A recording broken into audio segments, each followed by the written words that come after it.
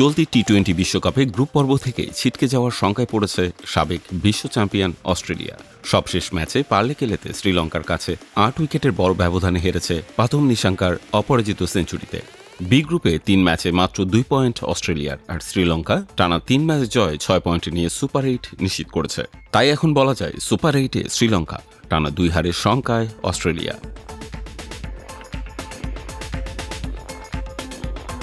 এদিন টস হেরে অস্ট্রেলিয়ার শুরুটা হয় দুর্দান্ত। পাওয়ার প্লে ৬ ওভারে বিনা উইকেটে ৭০ রান তুলে উড়ন্ত সূচনা পায় তারা। ৮ ওভারে দলীয় ১৭ রান পেরোলে অজিরা ১০৪ রানে প্রথম উইকেট হারিয়েছে। ট্রাভিস হেড ২৯ বলে ৭টি ৪ ও ৩ ছক্কায় ৫৬ রানে দুশান হেমন্তের লেগ স্পিনে সাজঘরে ফিরলে ওপেনিং জুটি ভাঙে। ভালো লাগে পরের ওভারে ক্যামেরুন গ্রিনকে বিদায় করেন। ফিরতি ওভারে বোলিংয়ে এসে হেমন্ত তুলে নেন ওপেনার মিচেল মার্শকে। অজি অধিনায়ক ২৭ বলে করেন ৫৪ রান। এরপর আর বড় কোনো জুটি হয়নি। রানের গতি স্লোথ হয়েছে। ২১ রানে শেষ ৫টি উইকেট হারিয়ে অস্ট্রেলিয়া ২০ ওভারে গুটিয়ে যায় ১৮১ রানেই। প্রথম ১০ ওভারে ১ উইকেটে ১১০ রান করা অজিরা পরবর্তী ১০ ওভারে ৯ উইকেট হারিয়ে করেছে মাত্র ৭১ রান।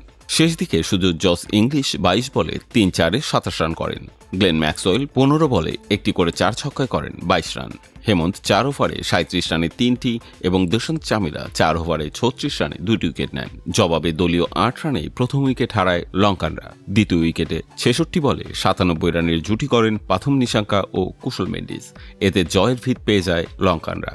কুশল ৩৮ বলে ৬টি ৪ এবং একটি ছক্কায় ৫১ রান করে আউট হলেও নিশাঙ্কা ও পবন রত্নায়কে অবিচ্ছিন্ন থেকে তৃতীয় উইকেটে ৭৯ রানের জুটি করেন। এতেই ১৮ ওভারে জিতে যায় শ্রীলঙ্কা ২ উইকেটে ১৮৪ রান তুলে।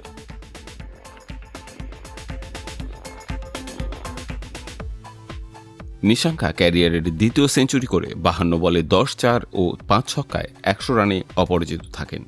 এটি ১৬ বছর পর টি-২০ বিশ্বকাপে শ্রীলঙ্কার পক্ষে আরেকটি সেঞ্চুরি।